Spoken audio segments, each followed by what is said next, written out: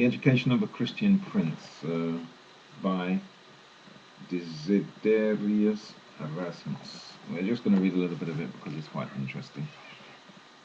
And we are going to need this kind of teaching in the future because, the saints of Most High, saints of elyon, we are going to judge the world. Jesus said to the 12 disciples, you 12 will be judges in Israel. And who's going to judge the rest of the world? Well, Paul says, don't you know the saints will judge the world? And if you are to judge the world, are you not capable of judging the least of cases here in the church? So a job of the saints is going to be to judge the world, so we need to be wise leaders. Dedicatory epistle. To the most illustrious Prince Charles, grandson of the invincible Caesar Maximilian, Desiderius Erasmus of Rotterdam sends greetings. Wisdom is not only an extraordinary attribute in itself, Charles most bountiful of princes, but according to Aristotle, no form of wisdom is greater than that which teaches a prince how to rule beneficently. Accordingly, Xenophon was quite correct in saying in his Economicus that he thought it something beyond the human sphere and clearly divine to rule over free and willing subjects. That kind of wisdom is indeed to be sought by princes, which Solomon, as a youth of good parts, spurning all else, alone desired, and which he wished to be his constant companion on the throne. This is the purest and most beautiful wisdom of the Sunamite, by whose embraces alone was David pleased, he that wisest son of an all-wise father. This is the wisdom which is referred to in Proverbs. Through me, princes rule, and the powerful pass judgment.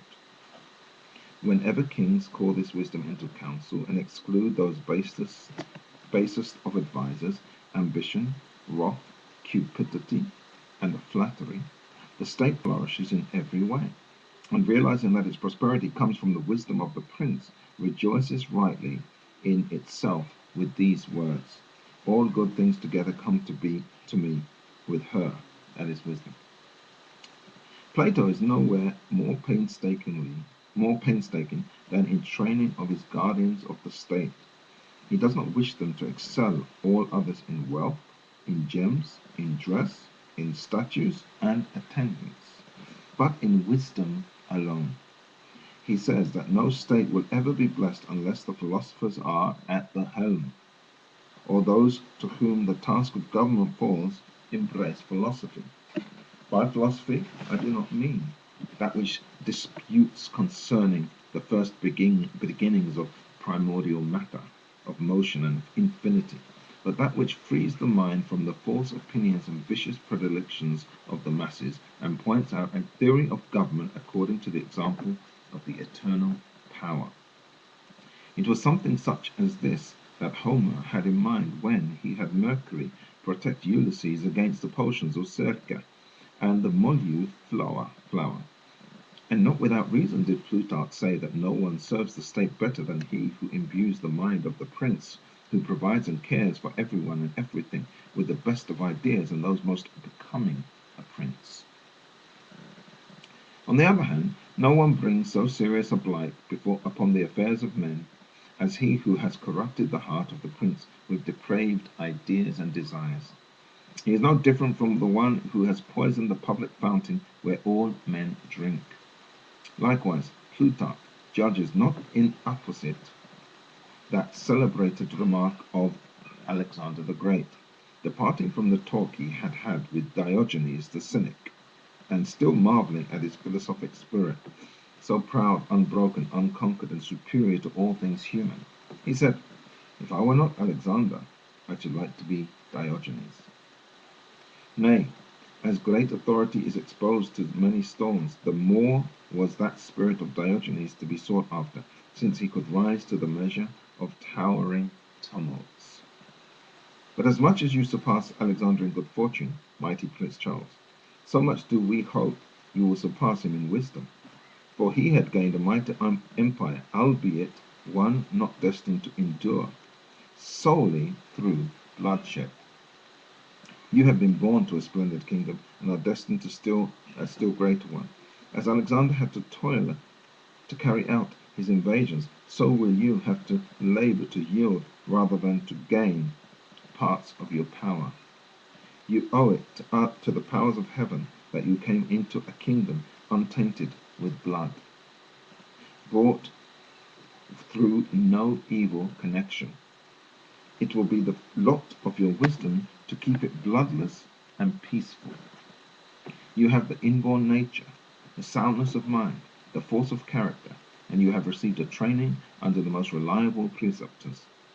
So many examples from your ancestors surround you on every side that we all have the highest hopes that Charles will some day do what the world long hoped for his father, Philip, would do. And he, Philip, would not have disappointed the popular expectation if death had not cut him off before his time. And so, although I am not aware that your highness does not need the advice of anyone, and least of all my advice, yet it has seemed best to set forth the likeness of the perfect prince for general information, but addressed to you. In this way, those who are being brought up to rule the great kingdoms will receive their theory of government through you and take their example from you. At the same time, the good from this treatise will spread out to all under your auspices, and we of your entourage may manifest somewhat by these fruits, first fruits, as it were, the zeal of our spirit toward you. We have done into Latin Isocrates' precepts on ruling a kingdom. We have fashioned ours, set off with subject headings so as to be less inconvenient to the reader, after the fashion of his, but differing not a little from his suggestions. That sophist was instructing a young king, or rather a tyrant, one pagan instructing another. I, a theologian, am acting the part of teacher to a distinguished and pure-hearted prince, one Christian to another. If I were writing these things for a prince of more advanced age, I should perhaps come under the suspicions of some for flattery or impertinence.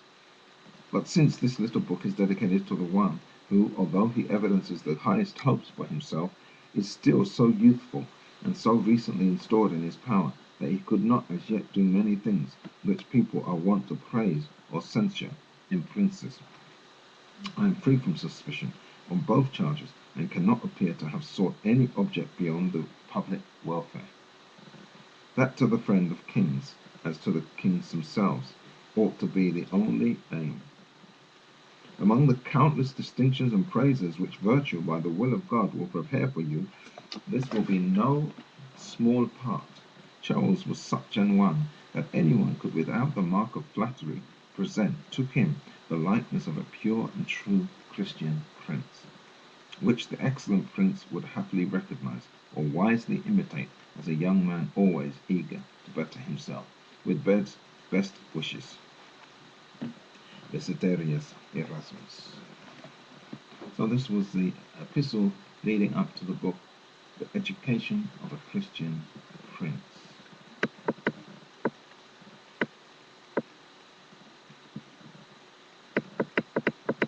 Yahuah be with you. Yahuah train the saints to be those who will rule on the earth in the future.